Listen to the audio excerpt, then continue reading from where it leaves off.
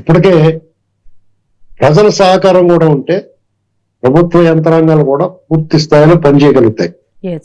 ఒక్క ప్రభుత్వ యంత్రాంగమే వాళ్ళు పనిచేయాలి, వాళ్ళు స్ట్రిక్ట్ గా ఉండి వాళ్ళు క్రమశిక్షణలో పెట్టి కఠినంగా నిబంధనలు అమలు చేయాలంటే ప్రజల సహకారం లేకపోతే సాగదండి. ఇక్కడ ప్రజల సహకారం కూడా ఉండాలి. వాళ్ళు మనస్ఫూర్తిగా స్వేచ్ఛను కోరుకోవాలి. ఇక్కడ వీళ్ళు బెడత మనకు వదలరా బాబు అని అనుకోవాలి. అలా అనుకోకపోతే మళ్ళీ ప్రమాదం. ఎందుకంటే కోరి గోతులో దిగుతారన్న వాడిని ఎవరు కాపాడతాడండి? అందుకని ఎన్నాళ్ళలో కూడా ఈ ఎన్నికల్లో ఎవరికాళ్ళు వాళ్ళు చావని వదిలేశారు ఆ నియోజకవర్గాన్ని.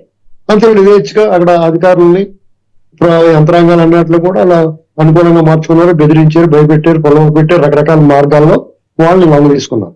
కాబట్టి వాళ్ళకి అత్యధిక మెజార్టీలు, ఎప్పుడు గెలుపు బాట ఇవన్నీ సాగుతూ వచ్చినాయి. దీనికి మొట్టమొదటిసారిగా మొన్న పట్టభద్రుల ఎన్నికల్లో గండిపడింది.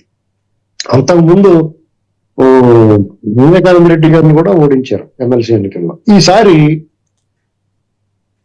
ఈ టర్మ్ లో ఈ పులివెందుల ప్రజలు నేరుగా ప్రత్యక్షంగా వచ్చి బ్యాలెట్ తర తమ ఓటు వినియోగించుకుంటున్న విషయంలో వీళ్ళని ఓడించి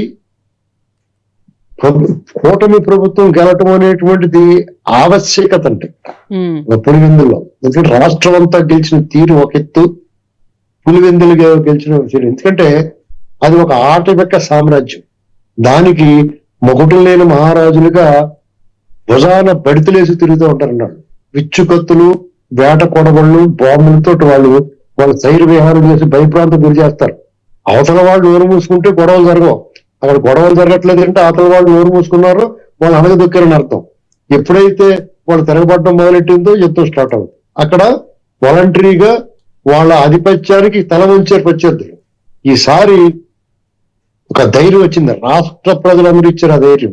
ఇటువంటి అరాచకవాదిని మేము తరివేశాం, మీరు కూడా తరివేయండి అనేటువంటి ఒక మెసేజ్ ఇచ్చారు రాష్ట్ర ప్రజలందరూ. కాబట్టి ఈసారి డెఫినెట్ గా ఆ పులివెందుల ప్రజలు అక్కడ ఎన్నిక జరుగుతున్న చోట వైసీపీకి ఘోర పరాభావం ఎదురవుతుందని చెప్పి నేను అనుకుంటున్నాను.